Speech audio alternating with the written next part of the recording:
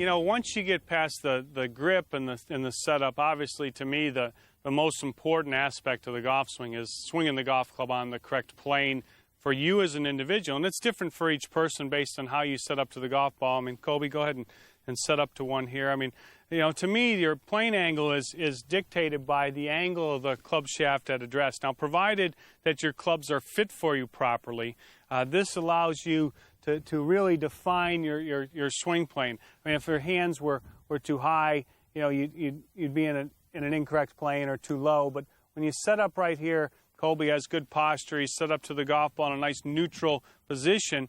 And this is the angle of the club shaft. That's the angle of the plane. So as he swings the golf club back, what he's trying to do is he's trying to keep the golf club swinging back on the same angle that he's set up on.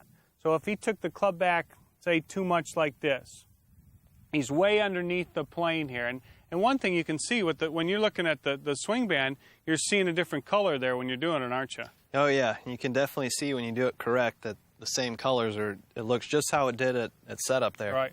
Okay, so you're letting the club come up and it's coming in. You know, if you're making a mistake in the takeaway, you're either going out too much here, and you can see that not only is he outside, but he's closed, and there's a lot of white showing on the swing band. Or you're coming in and too low here, and now he's rotated it too much, and the black is too much on top. But if you take it back on a correct plane, the club's coming in, the club's coming up, and as you swing back, you're going to see that the swing band looks just like it did when you started, doesn't it? It sure does. Now, as you continue back, okay, the golf club is once again on the same angle that it was at address. Good way to check yourself with the swing band, once again, too flat of a swing, we'll have the black showing on top. Too upright of a swing, we'll have the white showing on top right there. Neutral position on the plane, same angle there that you had at address. It's above that. It's not the same exact plane, but it's one plane angle, if you will. This angle is not too upright, it's not too flat. You're right on that correct plane. Now, one thing you want to notice is that when you're swinging here, his arms are out in front of his body. And that's a key point. A lot of times what people will do is they'll swing their arms too much across their chest like this. So you want to always keep your arms in front of your body. When you address the ball, set up to do it again here, Colby. Okay, when you address the ball, your arms are out in front of you. As you go back, you want to keep your arms out in front of you. You know, that doesn't mean you got to try and push them out of their socket, but just out in front of you. Your left arm is straight but fairly relaxed. I mean, it's not collapsing into your body. It's not swinging across your chest, but it's out in front of you. The club's on the correct plane. As you continue back to the top, your club's going to point a little bit to the left if it's on the correct plane, because you're not quite all the way back. But if you get all the way back, and there's nothing that says you have to, if you get all the way back where your club's, you know, parallel to the ground, then it would be parallel to your target line again.